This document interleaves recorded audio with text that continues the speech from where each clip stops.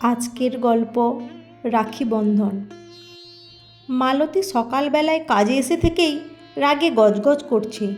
একবার বাসন হুড়মুড় করে ফেলছে তো একবার জল ঝাড় দিতে গিয়ে ধুলো পড়ে থাকছে পেছনে, মুছতে গিয়েও কিছু অংশ বাকি থেকে যাচ্ছে ঘরের।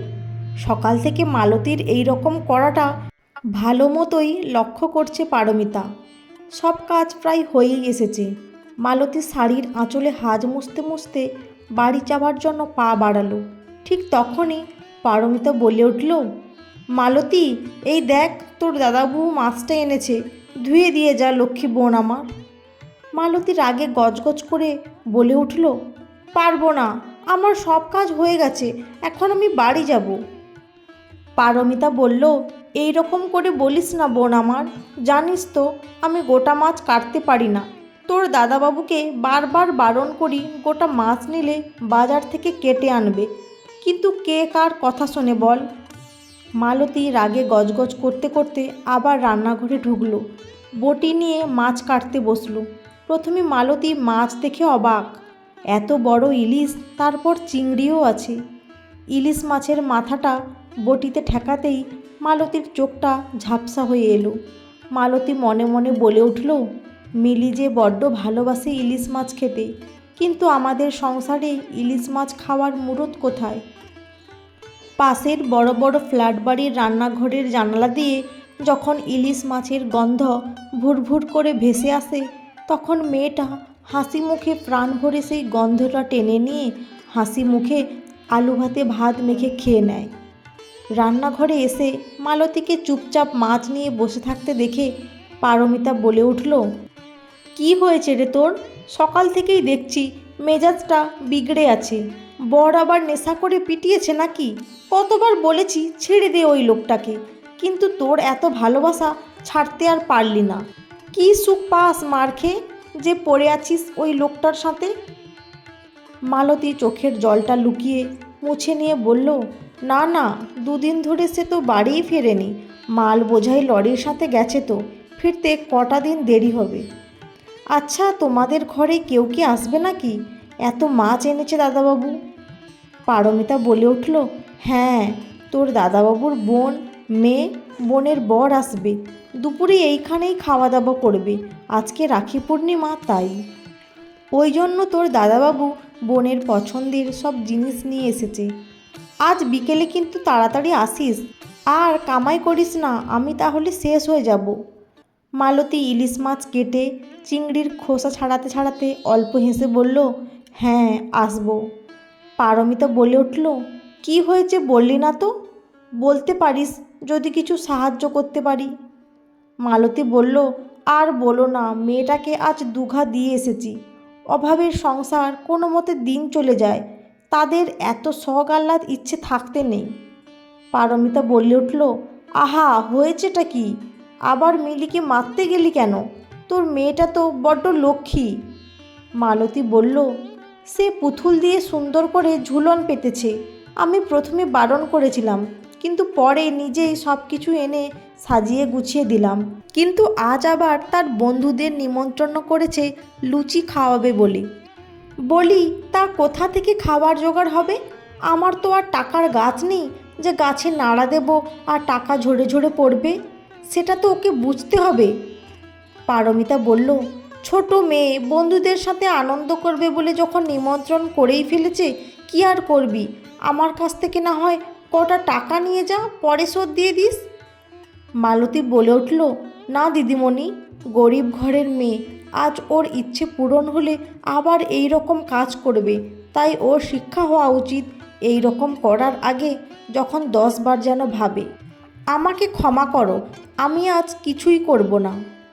মালতী মাছ কেটে ভালো করে ধুয়ে নুন হলুদ মাখিয়ে রেখে বলল, এখন আসি, ও বেলায় তাড়াতাড়ি চলে আসব। পারমিতা বলল, হ্যাঁ আয়, আজ আমারও অনেক রান্না আছে, কাজ আছে। মালতী বাড়ি এসে দেখল মিলি স্নান সেরে রাধাকৃষ্ণকে জল বাতাসে দিচ্ছে ভক্তি ভরে। ছোটোবেলার রঙিন কাল্পনিক জগতে ভেসে বেড়ানোর সুযোগ পায়নি মিলি, তাই ছোটোবেলা থেকেই বড় বাস্তববাদী হয়ে উঠেছে। আসলে কঠিন বাস্তবের সাথে লড়াই করেই তো ওদের টিকে থাকা। মালতী কোনো কথা না বলে নিজের কাজে লেগে পড়ল। মিলি ধীর পায়ে মালতীর পিছনে এসে দাঁড়িয়ে বলল, মা, আমার ভুল হয়ে গেছে, এই রকম কাজ আর হবে না কোনো দিন। আমি জানি আমাদের দুবেলা খাবার জোগাড় করতে তোমাকে অনেক কষ্ট করতে হয়। তুমি রাগ করো না মা, ওরা আসুক না, এসে আমার সাজানো রাধাকৃষ্ণের ঝুলন দেখে যাক, আর ওদের হাতে তখন জল বাতাসা না হয় দিয়ে দেব। মালতী মেয়েকে বুকের মাঝে জড়িয়ে ধরে মাথায় হাত বুলিয়ে দেয়, আর মালতীর চোখের কোণ বেয়ে পড়তে থাকে নোনা জলের ধারা। পারমিতা ওদিকে ইলিশ মাছের ভাপা, চিংড়ি মাছের মালাইকারি, 5 রকমের ভাজা, তরি তরকারি, চাটনি রাঁধতে ব্যস্ত। এখন শুধু ননদের আসার অপেক্ষা। হঠাৎ পারমিতার স্বামী রূপমের ফোন আসে। রূপম ফোনটা ধরে বলে, কী রে, কখন আসছিস বোন? তোর বৌদি তো অপেক্ষা করে বসে আছে কখন থেকে। তার সাথে বিল্টুও পাগল করে তুলেছে। কখন আসবে পিমনি, কখন আসবে বনি? ওপার থেকে রূপমের বোন রিমার গলা থেকে ভেসে আসা কয়েকটা শব্দ, আমরা যেতে পারছি না রে দাদা, হঠাৎ করে রঞ্জনের বস আসবে বলল, তাই। কি আর করা যাবে, বসের মুখের ওপর তো না বলা যায় না। রূপম মিয়ানো স্বরে বলে উঠল, ও, তোরা তাহলে আসতে পারবি না? কত কি প্ল্যানিং করেছিলাম আসবি বলে। রিমা বলে, তোর রাখি আর গিফটটা আমি পাঠিয়ে দেওয়ার ব্যবস্থা করছি, আর কিছু মনে করিস না বুঝলি, পরে সময় করে যাব একদিন, এখন রাখি, অনেক কাজ বাকি আছে। রূপম ফোনটা রেখে গুটি গুটি পায়ে রান্নাঘরে ঢুকে বলল, পারমিতা, আর কষ্ট করে অত রান্না করতে হবে না, বোনরা আসছে না। পারমিতা বলে উঠল, সে কি, কেন, কি হয়েছে? রূপম বলল, রঞ্জনের অফিসের বস আসবে বলেছে, তাই বোন আর আসতে পারল না। বলল রাখি আর গিফট পাঠিয়ে দেবে, তুমি মোটামুটি সাধারণ রান্না করে বাকি ফ্রিজে ঢুকিয়ে দাও। পারমিতা বলল, হ্যাঁ ঠিক আছে। অথচ পারমিতার ঠোঁটের কোণে হাসি ফুটে উঠল। সে হাসির ভাষা অন্য। কালের নিয়মে প্রকৃতির বুকে সন্ধ্যা ধীরে ধীরে নামতে শুরু করেছে। আজ পূর্ণিমা, তাই আকাশের বুকে গোল থালার মতন চাঁদ উঠতে শুরু করেছে। মালতী সব বাড়ির কাজ করে এসেছে অনেকক্ষণ। তুলসীতলায় প্রদীপ জ্বালিয়ে ঘরে ধুনো দিচ্ছে মালতী, আর মিলি রাস্তার দিকে চেয়ে আছে এক দৃষ্টিতে, আর মনে মনে ভাবছে, এই বুঝি ওর বন্ধুরা সব দল বেঁধে এলো। হঠাৎ ধুনোর ধোঁয়ার মাঝে মিলি দেখতে পেল কারা যেন আসছে ওদের বাড়ির দিকে, কিন্তু ওর বন্ধুরা তো নয়। কয়েক মুহূর্তের মধ্যে মিলির চোখের সামনে খুব স্পষ্ট হয়ে উঠল তাদের মুখ। মিলি চিৎকার করে বলে উঠল, মা, মা, দেখো কারা এসেছে। মালতী ধুনুচিটা ঘরের এক কোণে রেখে বেরিয়ে আস্তে আস্তে বলল, কে এসেছে রে মিলি, তোর বন্ধুরা? মিলি বলল, না মা। মালতী বলে উঠল, তবে কে? তারপর সামনের দিকে তাকিয়ে বলল, আরে দিদিমণি, দাদাবাবু, বিল্টু শোনা যে। পারমিতা বলে উঠল, তুই তো আর আসতে বললি না, তাই আমরাই চলে এলাম তোর মেয়ের ঝুলন দেখতে। মালতী সাথে সাথে বলে উঠল, ঘরে চলো দিদিমণি, দাদাবাবু আসুন। মিলি ততক্ষণে বিল্টুকে নিয়ে চলে গেছে ঘরের ভেতরে। বিল্টু মাকে দেখে বলে উঠল, ওয়াও মা, মিলি কি সুন্দর সাজিয়েছে দেখো, পাহাড়, ঝর্ণা, গ্রাম, পুকুর, কত কি, আর কি সুন্দর রাধাকৃষ্ণ, দেখো দোলনায় দুলছে। পারমিতা মিলির মাথায় হাত দিয়ে বলল, হ্যাঁ, খুব সুন্দর হয়েছে রে মা, আমরাও ছোটবেলায় যেতাম এর বাড়ি ওর বাড়ি ঝুলন দেখতে। মালতী বলে উঠল, গরিবের ঘর তোমাদের যে কি খেতে দিই, বলছি দিদিমণি চা করব? পাশ থেকে রূপম বলে উঠল, চায় হবে না, আমরা আজ তোমার বাড়িতে খাবো। মালতী ঠোঁটের কোণে অল্প হাসি আনল ঠিকই, কিন্তু সেই হাসির মধ্যেও একটা চিন্তা এবং কষ্ট লুকিয়ে আছে।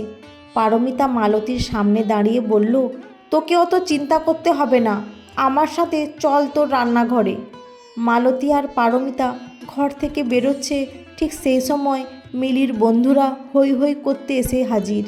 মিলিও ওদের আওয়াজ পেয়ে দৌড়ে চলে এসেছে বাইরে। মালতী অবাক শূন্য দৃষ্টিতে সবার দিকে তাকিয়ে চুপচাপ পাথরের মতন দাঁড়িয়ে আছে আর ভাবছে এখন কি করবে। ঘরে অত তেল আটা নেই যে দুটো লুচি ভেজে দেবে। মালতী ঈশ্বরের নামে মনে মনে প্রণাম করে নিল।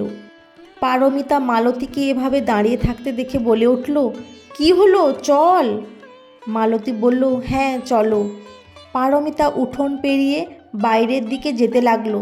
মালতী বলল, ওদিকে কোথায় যাচ্ছ দিদি? আমার রান্নাঘর তো এই দিকে। পারমিতা হাসতে হাসতে বলল, দাঁড়া, খাবারগুলো সব তো গাড়িতে আছে, আগে সেগুলো নিয়ে আসি। মালতী বলে উঠল, খাবার? পারমিতা বলল, হ্যাঁ, তোর দাদাবাবুর বোন তো আসতে পারেনি, তোকে বললাম না, তাই রান্নাগুলো কি হবে নিয়ে এলাম, একসাথে সবাই মিলে খাবো। মালতীর চোখ দিয়ে তখন খুশির জল পড়ছে। সত্যি এখনও এই পৃথিবীতে ভালো মানুষ আছে। মাটির উঠোনে সবাই গোল হয়ে বসেছে খেতে, আর সবার পাতে খাবার পরিবেশন করছে মালতী আর পারমিতা। বাসমতি চালের ভাত, 5 রকমের ভাজা, ডাল, তরকারি, ইলিশ ভাপা, চিংড়ির মালাইকারি, চাটনি, দই মিষ্টি। মিলির পাশাপাশি সবার মুখেই তখন আনন্দের হাসি। খাওয়া দাওয়া মিটতেই রূপম বলে উঠল, একটা কাজ যে এখনও বাকি থেকে গেল। পারমিতা আর মালতী দুজনেই অবাক দৃষ্টিতে চেয়ে রইল রূপমের দিকে। রূপম পকেট থেকে রাখি বার করে মালতীর দিকে এগিয়ে দিয়ে বলল, এটা এখনও তো বাঁধা হয়নি, পকেটেই পড়ে আছে। পারমিতা হাসি মুখে বলে উঠল, হ্যাঁ, আমি তো ভুলেই গেছিলাম। মালতী, চট করে তোর দাদাবাবুর হাতে রাখিটা বেঁধে দে তো। মালতী শাড়ির আঁচল দিয়ে চোখের জল মুছছে। সেই দেখে রূপম বলে উঠল, আমি মনে হয় ভুল কিছু বলে ফেলেছি পারমিতা, দেখো মালতী কেমন কাঁদছে। মালতী হাসি মুখে বলল, দাদাবাবু, আপনি আমার কাছ থেকে রাখি বাঁধতে চাইবেন এটা আমি কোনোদিন কল্পনাও করিনি। রূপম বলে উঠল, দাদাবাবু নয়, শুধু দাদা। আর কল্পনা থেকে বাস্তবে ফিরে এসে তাড়াতাড়ি রাখিটা বাঁধ। মালতী রূপমের হাতে রাখিটা বেঁধে দিল। পাশ থেকে বিল্টুও বলে উঠল, আমিও রাখি পরবো হাতে।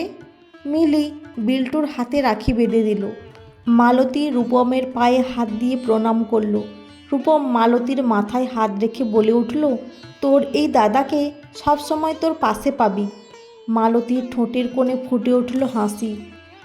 আর এই সুন্দর সময় এবং রাখি বন্ধনের সাক্ষী রইল আকাশের বুকে জ্বলজ্বল করতে থাকা পূর্ণিমার রূপলি চাঁদ। বন্ধুরা, আজকের গল্পটি কেমন লাগলো? যদি ভালো লেগে থাকে অবশ্যই একটি লাইক দিয়ে চ্যানেলটি সাবস্ক্রাইব করে পাশে থাকবেন। অসংখ্য ধন্যবাদ।